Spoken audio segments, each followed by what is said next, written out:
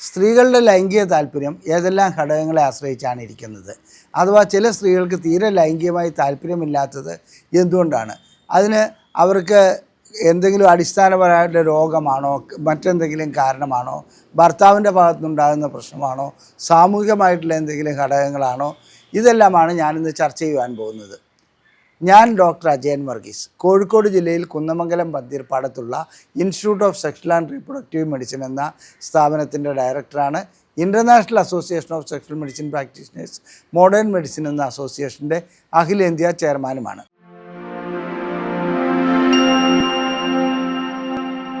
സത്യം പറയട്ടെ, സ്ത്രീക്കും പുരുഷനും ലൈംഗികമായിട്ടുള്ള താല്പര്യം അവരുടെ ജന്മവാസന തന്നെയാണ്.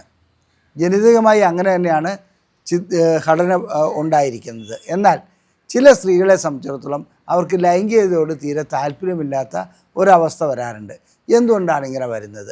ലൈംഗികമായി താല്പര്യമില്ലാതെ വരുന്നതിൽ ഏറ്റവും പ്രധാനപ്പെട്ട ഘടകം ഹോർമോണാണെന്ന് നമുക്കെല്ലാവർക്കും അറിയാം. ഹോർമോൺ എന്ന് പറയുമ്പോൾ സ്ത്രീകളെ സംബന്ധിച്ചിടത്തോളം testosterone, oestrogen, prolactin, thyroid hormone, അതുപോലെ തന്നെ കോർട്ടിസോൾ, ഈ അഞ്ച് ഹോർമോണുകളാണ് ഇതിനകത്ത് പ്രധാനപ്പെട്ട ഘടകമായി മാറാറുള്ളത്. അതിൽ ടെസ്റ്റോസ്റ്ററോൺ എന്ന ഹോർമോൺ പുരുഷന്മാരിലാണ് കൂടുതൽ കാണപ്പെടുന്നത്. അതിൻ്റെ 10% മാത്രമേ സ്ത്രീകളിൽ കാണപ്പെടുന്നുള്ളൂ. എന്നിരുന്നാലും ആ 10% വളരെയധികം പ്രാധാന്യം അർഹിക്കുന്ന ഒന്നാണ്. അതിൻ്റെ അളവ് അതിലും കുറയുകയാണെങ്കിൽ അവർക്ക് ലൈംഗികമായിട്ടുള്ള താല്പര്യം ഉണ്ടാകുകയില്ല. ഈസ്ട്രോജൻ സ്ത്രീകളെ സംബന്ധിച്ചിടത്തോളം കൂടുതലായി കാണപ്പെടുന്ന ഒരു ഹോർമോണാണ്. അവരുടെ മേനിയട് ഉണ്ടാക്കുന്നതിലും ഈസ്ട്രോജനാണ് കൂടുതലായി പങ്കുവഹിക്കുന്നത്. അപ്പോൾ ഈസ്ട്രോജൻ്റെ അളവ് കുറയുകയാണെങ്കിലും ലൈംഗികമായിട്ടുള്ള താല്പര്യം സ്ത്രീകളിലില്ലാതെ വരും. ഇനി തൈറോയിഡിനെ സംബന്ധിച്ചിടത്തോളം ഹൈപ്പോ തൈറോയിഡിസവും ഉണ്ട്, ഹൈപ്പർ തൈറോയിഡിസവും ഉണ്ട്. എന്ന് പറഞ്ഞാൽ തൈറോയിഡിൻ്റെ ഹോർമോൺ ലെവലുകൾ കൂടി വരുന്ന ഒരവസ്ഥ. കൂടി വരുന്ന അവസ്ഥയിൽ എന്താണെന്ന് വെച്ചിട്ടുണ്ടെങ്കിൽ ഒരു വെപ്രാളമായിരിക്കും തൈറോയ്ഡ് ഹോർമോണുകൾ കൂടുകയാണെങ്കിൽ. അതുപോലെ തന്നെ അവർക്കൊരു സ്വസ്ഥത ഉണ്ടാകുകയില്ല. ആ അവസ്ഥയിൽ ലൈംഗികമായിട്ടുള്ള ശേഷിക്കുറവുണ്ടാവും, അഥവാ താല്പര്യക്കുറവുണ്ടാവും. ഇനി ഹൈപ്പോ തൈറോയിഡിസം, അതായത് ഹോർമോൺ ലെവൽ വളരെയധികം കുറഞ്ഞു പോവുക, ആ അവസ്ഥയിലും ലൈംഗികമായിട്ടുള്ള താല്പര്യം ഉണ്ടാകുകയില്ല. അതാണ് അവിടെ സംഭവിക്കുന്നത്. ഇനി പ്രൊലാക്റ്റിൻ എന്ന ഒരു ഹോർമോൺ ഉണ്ട്. പ്രൊലാക്റ്റിൻ എന്ന ഹോർമോൺ കൂടുതലായി വരികയാണെങ്കിൽ തീർച്ചയായിട്ടും അവർക്ക് ലൈംഗികമായിട്ടുള്ള താല്പര്യം ഉണ്ടാകുകയില്ല. ഇത് രണ്ട് രീതിയിൽ വരാം. ഒന്ന്, ഗർഭം ധരിക്കുന്ന അവസ്ഥയിൽ പ്രസവത്തോടനുബന്ധിച്ച് ആ സന്ദർഭത്തിലൊക്കെ പ്രൊലാക്റ്റിൻ്റെ ലെവല് കൂടുതലായിരിക്കും. ഇനി അതുകൂടാതെ പ്രൊജസ്ട്രോൺ, അങ്ങനെയുള്ള പല ഹോർമോണുകളും സ്ത്രീകളുടെ ലൈംഗിക ആഗ്രഹത്തെ ബാധിക്കുന്നുണ്ട്. ലൈംഗികമായിട്ട് അവർക്ക് തൃപ്തി ലഭിക്കുന്നതിനും ഈ ഹോർമോണുകളുടെ ആവശ്യമുണ്ട്. പിന്നെ ഇത്തരം ഹോർമോണുകളുടെ അളവ് കുറയുകയോ കൂടുകയോ ചെയ്യുമ്പോൾ നേരിട്ട് ലൈംഗികതയെ ബാധിക്കുന്നത് കൂടാതെ അവരുടെ ജീവിതചര്യകളിലും ചില മാറ്റങ്ങൾ കാണുവാൻ കഴിയുന്നുണ്ട്. ഇതുകൂടാതെ ഒന്നാണ് സ്ത്രീകളിൽ കാണപ്പെടുന്ന ആർത്തവ വിരാമം. ആർത്തവ വിരാമത്തോടനുബന്ധിച്ച് സ്വാഭാവികമായിട്ടും ലൈംഗികതയിൽ മാറ്റം വരാറുണ്ട്. ചിലർക്കത് ഹൈപ്പർ സെക്ഷുവാലിറ്റിയിലേക്ക് പോകും, ചിലർക്കത് ഹൈപ്പോ സെക്ഷുവാലിറ്റിയിലേക്ക് പോകും. അത് എങ്ങനെയാണെന്നുള്ളത് മുൻകൂട്ടി കാണുവാൻ നമുക്കൊട്ട് കഴിയുകയുമില്ല. എന്നിരുന്നാലും ഒരു ഇറിറ്റേറ്റഡ് മൂഡ്, അതായത് ഒരു അസ്വസ്ഥത ഉണ്ടാക്കുന്ന അവസ്ഥയിലേക്കാണ് മിക്കപ്പോഴും പെരിമെനോപോസിൽ, അതായത് ആർത്തവചക്രം അവസാനിക്കാൻ പോകുന്ന ഘട്ടത്തിലും അവസാനിച്ചതിന് തൊട്ട് ശേഷവും കാണപ്പെടുന്നത്. ഇതിന് ചില രീതിയിലുള്ള ഹോർമോൺ ചികിത്സകൾ നൽകാറുണ്ട്. ഇനി ഇതുകൂടാതെ ലൈംഗികമായിട്ട് ഒരു സ്ത്രീയെ സംബന്ധിച്ചിടത്തോളം താല്പര്യമില്ലായ്മയും ലൈംഗികമായിട്ടുള്ള അസ്വസ്ഥത ഉണ്ടാക്കുന്നതും മറ്റൊന്നാണ് റിലേഷൻഷിപ്പ് ഇഷ്യൂസ്. അതായത് ഭർത്താവും താനും തമ്മിലുള്ള ബന്ധത്തിൽ എന്തെല്ലാം മാറ്റങ്ങൾ വരുന്നോ അതെല്ലാം ഇതിനെ ബാധിക്കാറുണ്ട്. ചില ഭർത്താക്കന്മാർ സ്ത്രീകൾക്ക് യാതൊരു രീതിയിലുള്ള പരിഗണനയും നൽകാറില്ല. ഒരു ലൈംഗിക ഉപകരണം മാത്രമായിട്ട് അവരെ സമീപിക്കുന്നു. അതായത് അവരുടെ കാര്യങ്ങൾക്ക് പ്രാധാന്യം നൽകുന്നതായി അവർക്ക് തോന്നുന്നില്ല. അവരെ സംബന്ധിച്ചിടത്തോളം അവർക്കെന്നും പീഡനം പോലെയുള്ള ഒരവസ്ഥയാണ് ഇതിനകത്ത് വരുന്നത്. ലൈംഗിക ബന്ധത്തിലാവട്ടെ ഫോർപ്ലേ ഇല്ലാത്ത ഒരവസ്ഥയിലേക്ക് വരുന്നു. തീരെ ഫോർപ്ലേ ഇല്ലാതെ ഒരു സ്ത്രീക്കും ലൈംഗിക ഉത്തേജനം ഉണ്ടാകുകയില്ല. പുരുഷനെപ്പോഴും എവർ റെഡിയായി നിൽക്കുന്നത് പോലെയല്ല സ്ത്രീയുടെ അവസ്ഥ. സ്ത്രീയെ ഉത്തേജിപ്പിച്ചുകൊണ്ട് വരേണ്ടതുണ്ട്. അവരുടെ ലൈംഗിക ഉത്തേജനത്തിന് വേണ്ടിയിട്ട് ഫോർപ്ലേ വളരെ പ്രധാനപ്പെട്ട ഒരു ഘടകമാണ്. ഫോർപ്ലേ കൊണ്ട് ഉദ്ദേശിക്കുന്നത് രാവിലെ മുതൽ വൈകുന്നേരം വരെ അവരെ തെറി പറയുകയും അവരെ വഴക്കുണ്ടാക്കുകയും ചെയ്തിട്ട് രാത്രി വന്നിട്ട് ഫോർപ്ലേ ചെയ്തിട്ട് പ്രത്യേകിച്ച് ഗുണമൊന്നുമില്ല. അവർക്ക് ആ ഫോർപ്ലേ ആസ്വദിക്കാൻ പോലും കഴിയുകയില്ല. സ്ത്രീക്ക് എപ്പോഴും പരിഗണന നൽകേണ്ടതുണ്ട്. പുരുഷന് അങ്ങനെ ഒരു പരിഗണനയുടെ ആവശ്യം അത്രയ്ക്ക് വരുന്നില്ല, ഇല്ല എന്നല്ല, വരുന്നില്ല. അതുകൊണ്ട് തന്നെ ഫോർപ്ലേ വേണ്ട രീതിയിൽ ചെയ്യുന്നില്ലെങ്കിൽ, അതായത് അവരുടെ ക്രസറി ഉത്തേജിപ്പിക്കുക, അതുപോലെ തന്നെ സ്ഥലങ്ങൾ ഉത്തേജിപ്പിക്കുക, ഇതൊക്കെ ലൈംഗികമായിട്ടുള്ള ഫോർപ്ലേ ആണ്. അതല്ലാതെ തന്നെ അവരോട് നല്ല രീതിയിൽ സംസാരിക്കുക, അവരുടെ ബന്ധുക്കളെക്കുറിച്ചോ അല്ലെങ്കിൽ അവരുടെ മറ്റാരെക്കുറിച്ചുള്ള അതായത് ചീത്തയായി സംസാരിക്കുക, ഇത്തരം കാര്യങ്ങളൊക്കെ ചെയ്യുകയാണെങ്കിൽ അവർക്ക് ലൈംഗികത ഇല്ലാതാവുന്നുണ്ട്. പിന്നെ സാധാരണഗതിയിൽ എന്താണെന്ന് വെച്ചിട്ടുണ്ടെങ്കിൽ ചില കീഴ്പ്പെട്ട് ജീവിക്കുക എന്നുള്ളൊരു ധാരണ സ്ത്രീകളിൽ ഉടലെടുപ്പിക്കുന്നു. അങ്ങനെ ഒരു കീഴ്പ്പെട്ട് ജീവിക്കുന്ന ഒരു അവസ്ഥയിലേക്ക് ഒരിക്കലും സ്ത്രീകൾ പോവുകയാണെങ്കിൽ അവർക്ക് ലൈംഗികത ഉടലെടുക്കാത്ത ഒരവസ്ഥയും കണ്ടുവരുന്നു. ഇനി ചില രോഗങ്ങൾ, അതായത് പ്രമേഹം, പ്രഷർ, കൊളസ്ട്രോള്, അതുപോലെ തന്നെ ഇതുകൂടാതെ തൈറോയിഡ്, അങ്ങനെയുള്ള അസുഖങ്ങളുള്ള വ്യക്തികളെ സംബന്ധിച്ചിടത്തോളം ചിലർക്ക് ചില ഞരമ്പ് സംബന്ധമായ രോഗങ്ങളൊക്കെ ഉണ്ടാകാറുണ്ട്. പാർക്കിൻസോണിസം, ഇത്തരമൊക്കെയുള്ള രോഗങ്ങളുണ്ടെങ്കിൽ ലൈംഗികമായിട്ടുള്ള താല്പര്യമില്ലാതാകുന്നതായി കാണുന്നുണ്ട്. അതിന് ആ രോഗത്തിൻ്റേതായ ചികിത്സ നൽകുകയാണ് വേണ്ടത്.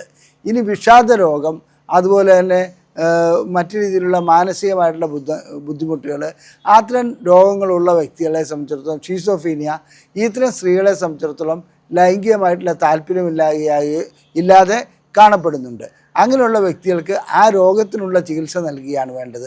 അതല്ലാതെ അവരെ സംബന്ധിച്ചിടത്തോളം ഏതെങ്കിലും വേറെ മരുന്നുകൾ കൊടുത്ത് മാറ്റിയെടുക്കാൻ കഴിയില്ല.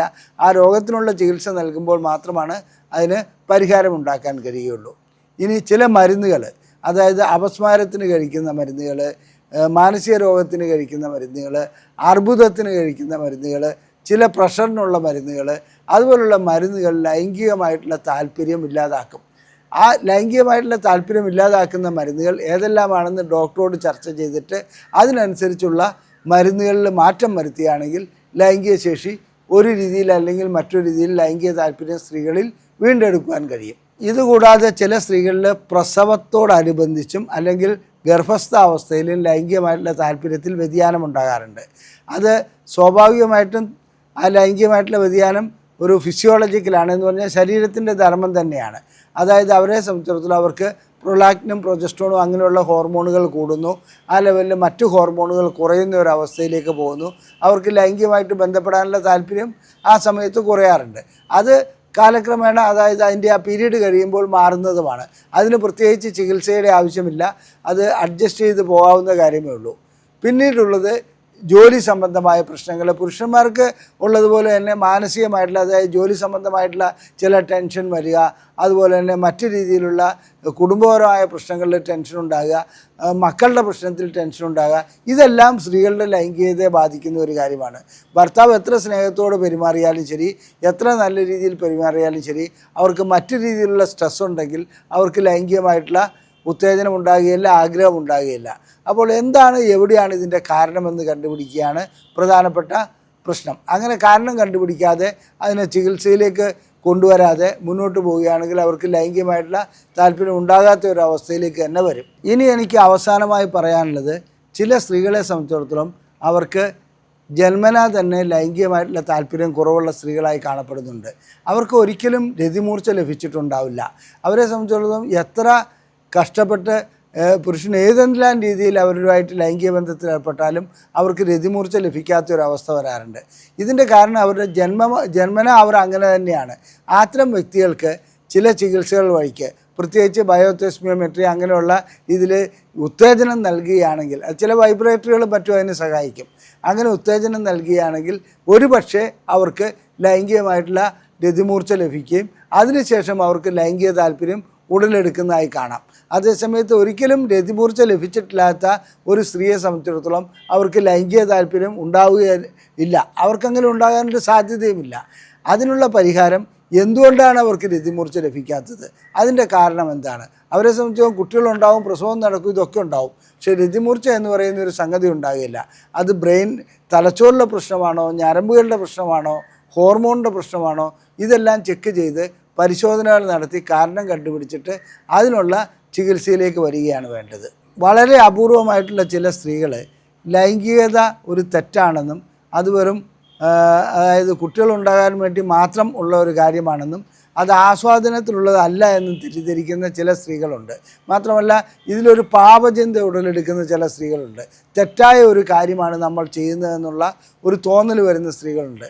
ഇത്തരം സ്ത്രീകൾക്ക് കൗൺസിലിംഗ് വഴിക്ക് ബോധവൽക്കരണം വഴിക്ക് മാറ്റം വരുത്തുകയാണെങ്കിൽ അവർക്ക് ലൈംഗികത വീണ്ടെടുക്കുവാൻ കഴിയും. ഈ വീഡിയോ ഇഷ്ടപ്പെട്ടുവെങ്കിൽ ഇത് ലൈക്ക് ചെയ്യുക, ഷെയർ ചെയ്യുക, നിങ്ങളുടെ അഭിപ്രായങ്ങൾ കമൻറ്റ് ബോക്സിൽ രേഖപ്പെടുത്തുക. അതുകൂടാതെ ലൈംഗികമായിട്ടുള്ള പ്രശ്നങ്ങളെക്കുറിച്ച് നിങ്ങൾക്ക് എന്തെങ്കിലും സംശയങ്ങൾ ചോദിക്കുവാനുണ്ടെങ്കിൽ ഞങ്ങളതിന് മറുപടി നൽകുന്നതാണ്. ഇവിടെ കാണിച്ചിരിക്കുന്ന നമ്പറിൽ ISRM എന്ന് ടൈപ്പ് ചെയ്ത് വാട്സപ്പ് വഴിക്ക് നിങ്ങൾക്ക് സംശയങ്ങൾ ചോദിക്കാവുന്നതാണ്. അതുകൂടാതെ ഞങ്ങളിവിടെ നിന്നും പ്രസിദ്ധീകരിക്കുന്ന ബുക്ക്ലെറ്റുകൾ സൗജന്യമായി ലഭിക്കുവാൻ ISRM എന്ന് ടൈപ്പ് ചെയ്ത് ഈ നമ്പറിലേക്ക് വാട്സപ്പ് ചെയ്യുക. നിങ്ങൾക്ക് ചികിത്സ ആവശ്യമുണ്ടെങ്കിൽ ഈ നമ്പറിൽ നിങ്ങൾക്ക് വിളിച്ച് ബുക്ക് ചെയ്യാവുന്നതാണ്. നന്ദി, നമസ്കാരം.